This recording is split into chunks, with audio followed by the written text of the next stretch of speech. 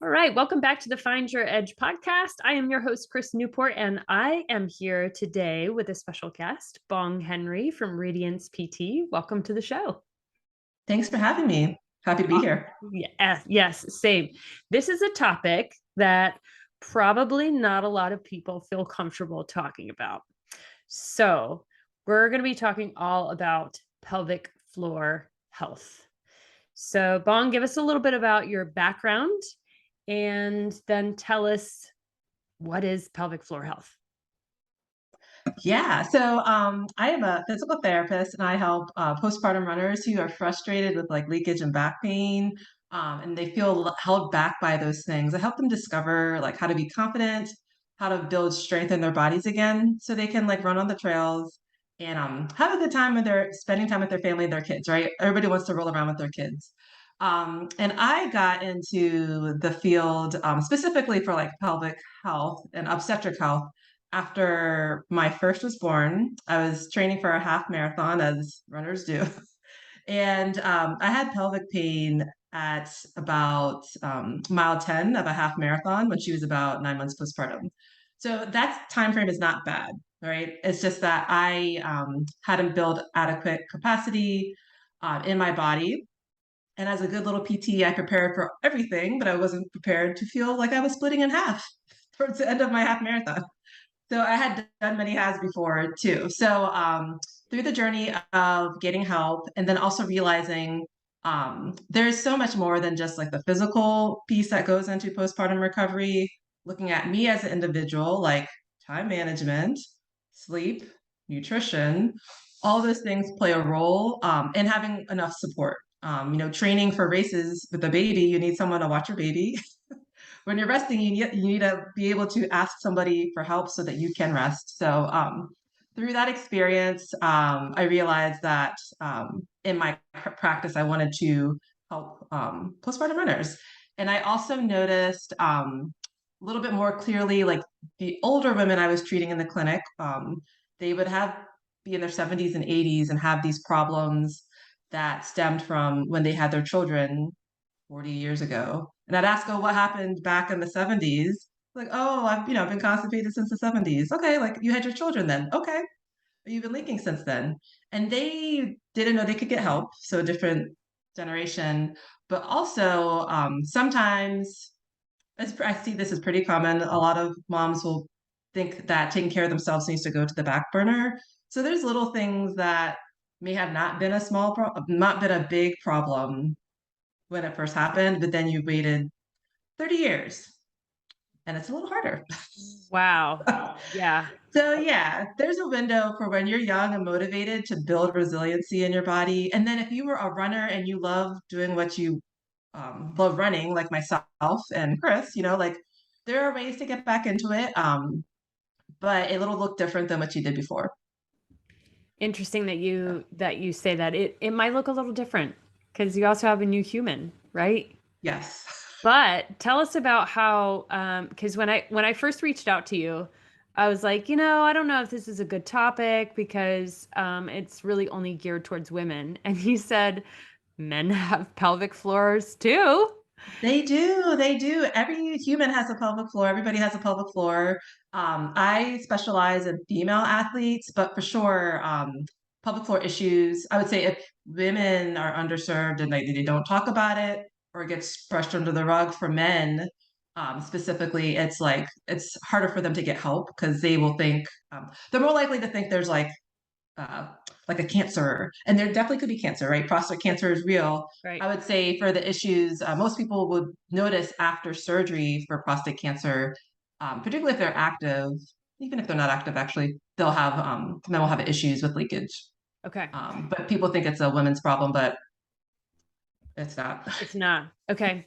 So let's go back to some of these common issues. You've already mentioned leakage. So if we're piddling in our pants, I should say, I don't know what's we've got all the jokes. So you can tell us the more scientific approach to Oh this. yeah, like tiny Yeah. bladder So syndrome. yes. Yeah, runner's So bladder. tell us the common things that you'll see and maybe some of the signals that should indicate to us like, oh, maybe this is not just low back pain, or maybe this is not just normal for you to be leaking, or yeah. So tell us about some of those issues. Yeah, so leakage with exertion is what they call stress incontinence.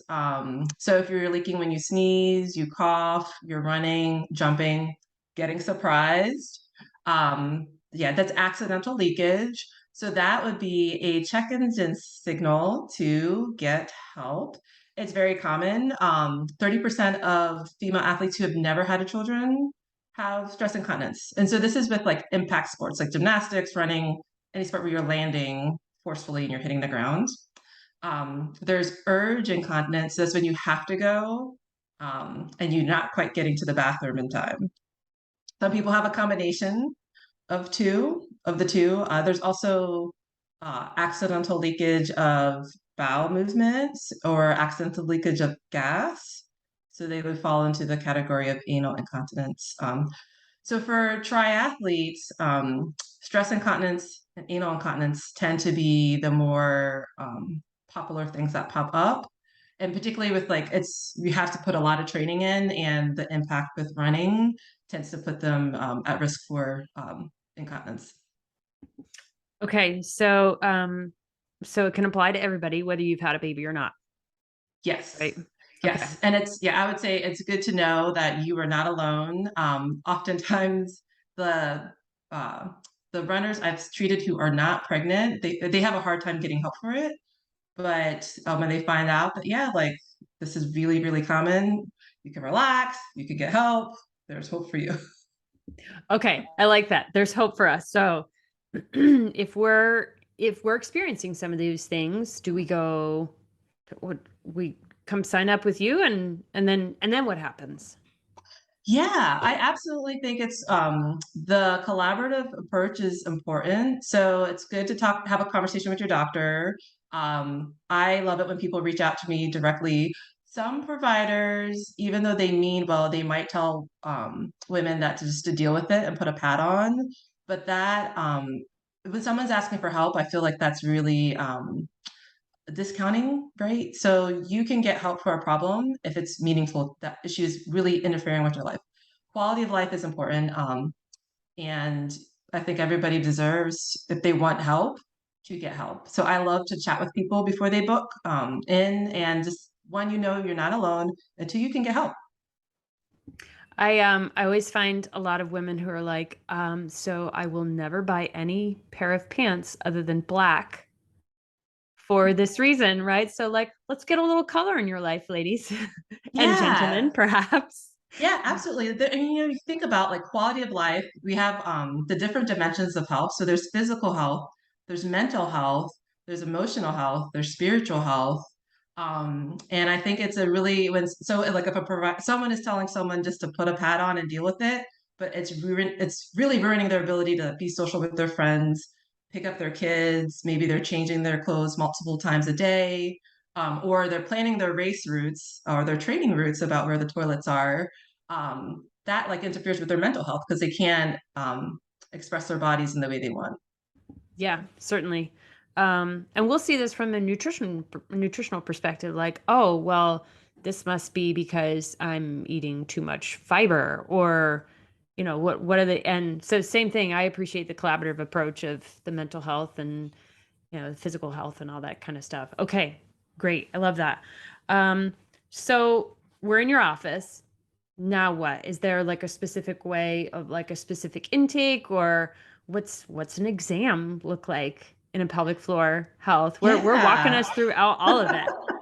Yeah, so I have a sports background. So a lot of what I do, people are surprised. They're like, "Oh, you want to see what my pelvic floor does when I squat and like what's happening when I jump and run?" So I take a full body approach. We always start with talking and figuring out what's meaningful for you. So like if you are leaking with sneezing, you're leaking with running, let's talk about like, okay, what your goals are.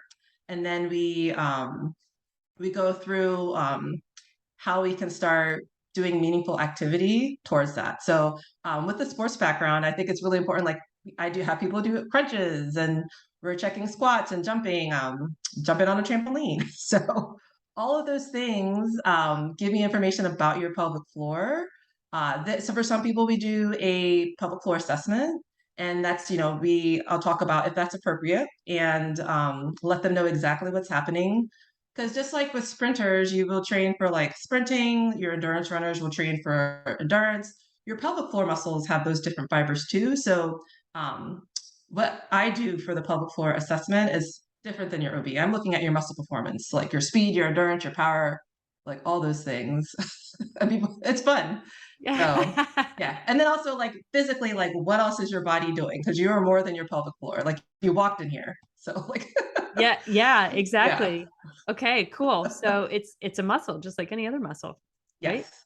Or And it it's works with other muscles. Yep. yes, Yes. coordinated. So let's talk about that. The coordinated approach of because when you say pelvic floor, I'm like, hey, let's all be doing our Kegels, right? Is that something that's appropriate for everyone?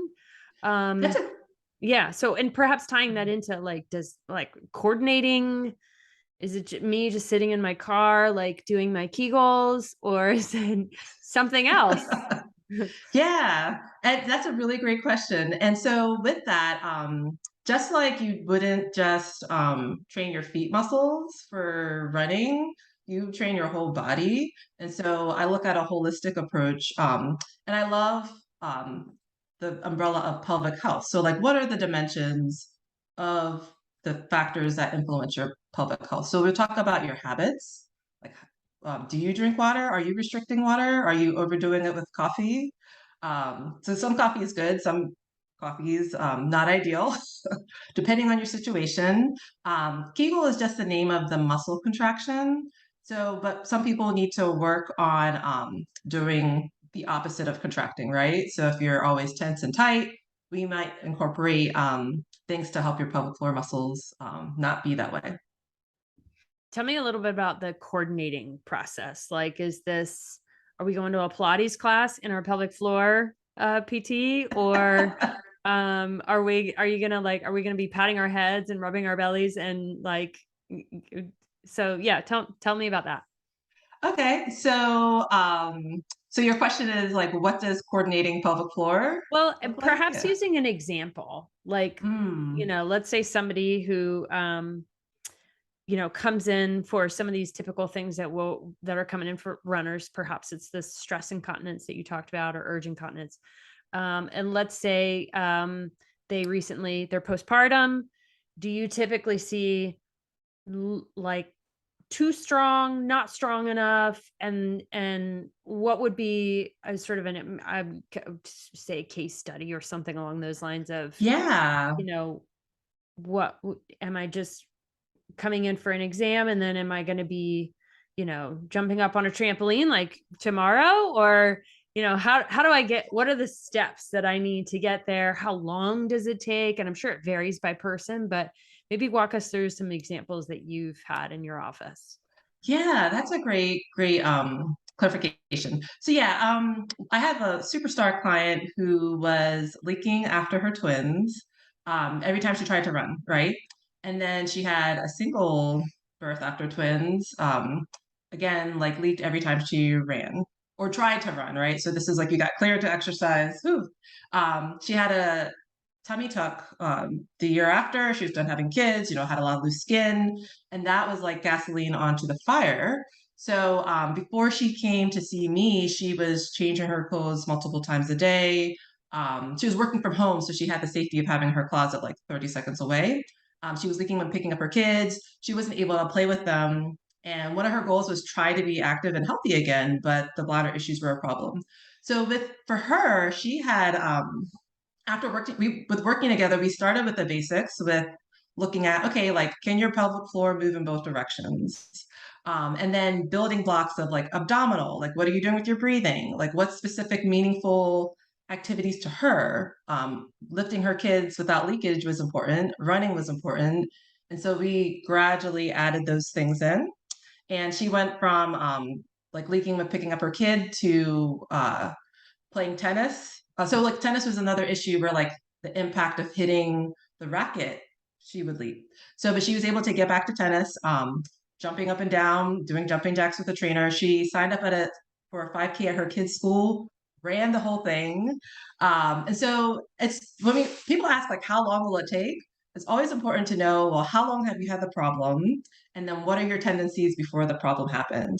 Because quite often there's a baseline, like you can have something going on with your pelvic floor and be fine and not know it, but then maybe a hormonal transition, a surgery comes up, and then you look back and realize, oh, you've been like going to the bathroom every hour and just ignoring the fact that your life has been rearranged by your bladder habits. So a lot of people sometimes it sneaks up on them. They don't realize it maybe got to that point until they have like embarrassing episode in public. Interesting. Yeah. Um, okay, yeah, that was a great example of somebody's transition. So it sounds like if you have any sort of, at least from an incontinence perspective, like don't wait because the longer this issue goes on, the harder it is to treat. Is that an accurate statement? I would say so. And if you think about it from like muscle physiology, as we age, we do lose some muscle mass. And so when you're younger, like your 20s and 30s is like the ideal time to build that muscle resiliency. So you can get help later down the road. For some people, right after having their babies is just it's a chaotic time and they don't have the margin to be able to dedicate time for themselves for showing up to appointments. Totally respect that.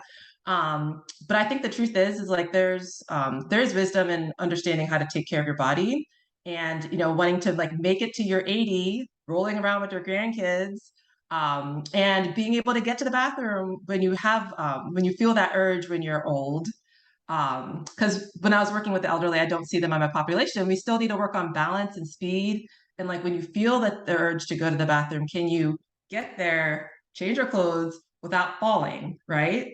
And thinking but I think oftentimes we think about, oh, right now. It's not that bad right now.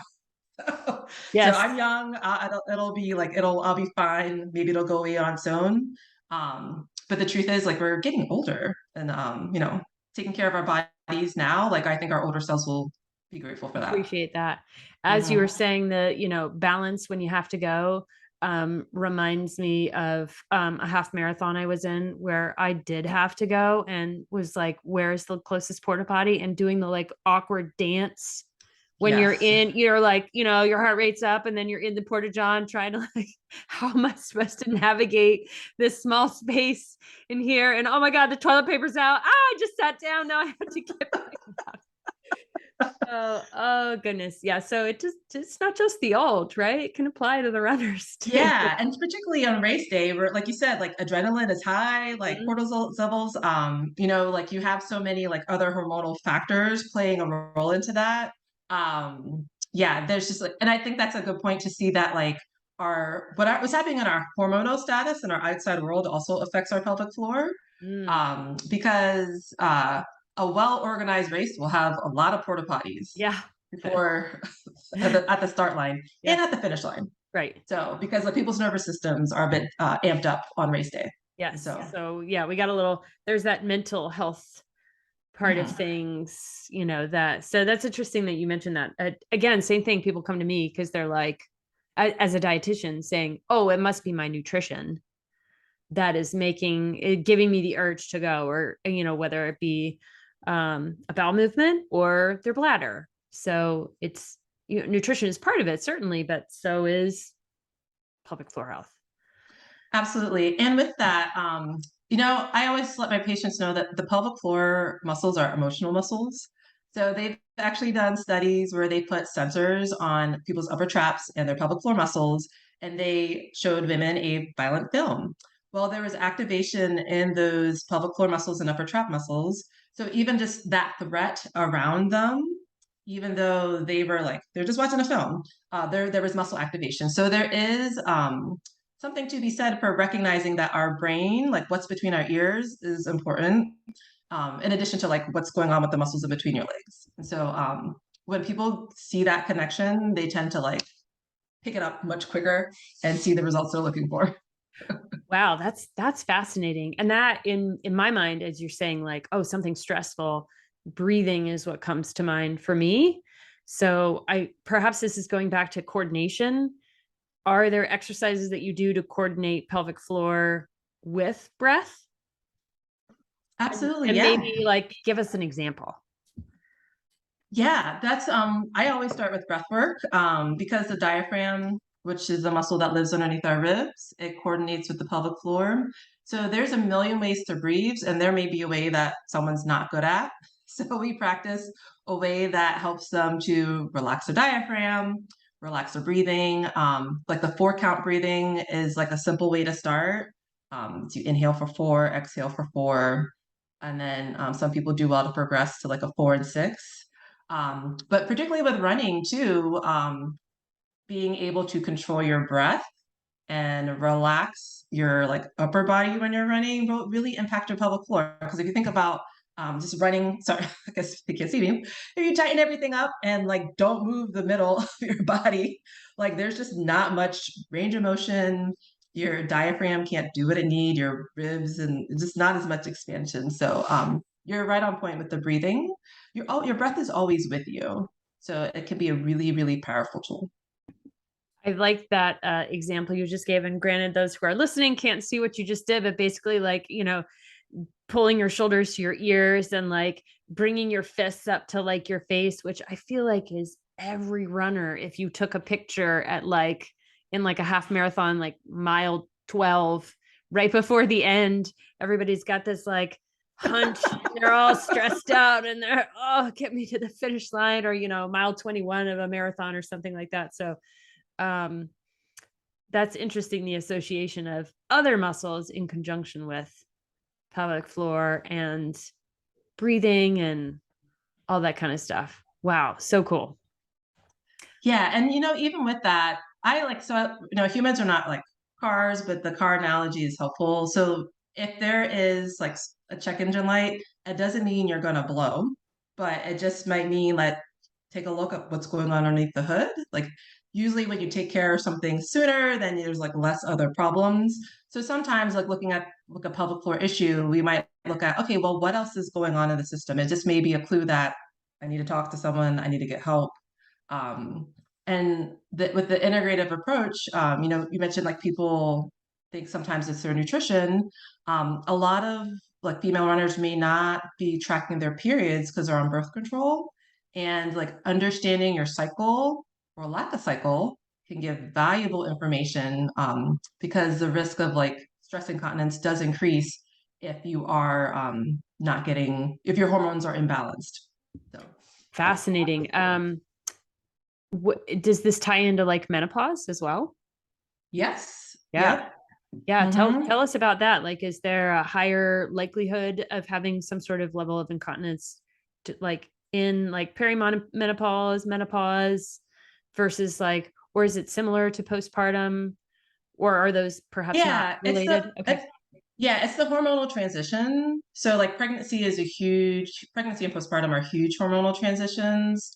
And then in menopause, you have, changes in your estrogen level. There's estrogen in your pelvic floor. So some individuals who may have been fine during pregnancy and postpartum will start to experience whether it's like stress incontinence or pain with sex, like penetrative intercourse, during the perimenopausal transition because of this hormonal transitions. So like getting help from a qualified physical therapist can help in addition to other things to modulate your hormones. I think people really underestimate the role of stress. Oh my gosh. Yeah. Yeah. But so like stress, there are hormones with when you're like stressed all the time that can influence your periods, influence your hormone cycles. All of that will influence your pelvic floor. Yeah. And here we are trying to go for a run to reduce our stress, Yes. but then we have to go to the bathroom right before we go out. We're picking the black clothes. We're picking the route that like that's stressful. Yeah. Isn't it so much less stressful to be like, you know what, I'm gonna throw those gray shorts on that I have. And oops, I forgot to go pee before I left. Like, okay, cool. So you're saying this there is hope that we can one day do that. Absolutely. That's an example is one of my clients who she just wanted one less thing to worry about, right? So like having to plan her like workout clothes, her work clothes, all those things. It was really interrupting her life. But after working together, she was able to find like she has her regular life problems, but her body, her pelvic floor is not one. She's able to worry about what's for dinner rather than like, oh, I need to run to the bathroom as soon as I get home from work. So, but for sure, like, life is our modern lifestyle is like busy, Yeah, right? it But is. there are Yeah. definitely ways we can turn the dial down on that intensity of the stress so that the body can be in a more balanced mode. I love it. Very cool. So, Bong, how do people get a hold of you if they either want to work with you or they have questions or they're curious whether because we didn't really even get into low back pain so much. Yes. So maybe Yeah. let's rewind, erase what I just said. Let's talk about low back pain real quick, and then we'll see how people can get a hold of you. Yeah. So low back pain, there's actually a recent study that showed about like 90% of women with low back pain have some sort of pelvic floor issue. And I think it's about 50% of them also have their maybe pelvic floor muscles are too tense rather than weak. So it's super important to get a customized approach rather than troubleshoot it yourself. Because if you're trying to just do Kegels for your back pain, that may not be what you need. You mean Dr. Google doesn't have all the answers? Right? I know Dr. Google is so full of misinformation, unfortunately. Although I know we live in a digital age, so people tend to like ask on the Google or post anonymously in Facebook groups Mhm. to Yep. get help. Yeah. Yeah. I feel like this is a good issue to get some one-on-one attention. Absolutely. Just like our fingerprints are individual, like our body's needs have different needs. So, and I think sometimes people will get caught up in like, oh, well, I don't have time for this, but you always Mhm. have time to take care of yourself, right? Yes. I'm glad that you mentioned that. What a okay. Yes. So let's put a bow on that thought. I love that. So before we can get a hold of you, if you were to summarize and have people take away maybe one or two or three things that they could walk away with after our discussion that we just had, what would or inspirational things because we try to really empower people with this Yeah, podcast. So what would those couple of things be quotable moments featuring Bong Henry? yeah. So the big point, well, we'll start with you're not alone if you're dealing with pelvic pain or leakage. It's so common, and particularly if you're an athlete and you love it, like you don't have to wait till you're on fire to get help. So, like if there's something that's not working for you, reach out for support. And then with like the postpartum and pregnancy, what you love before you got pregnant is not going to change.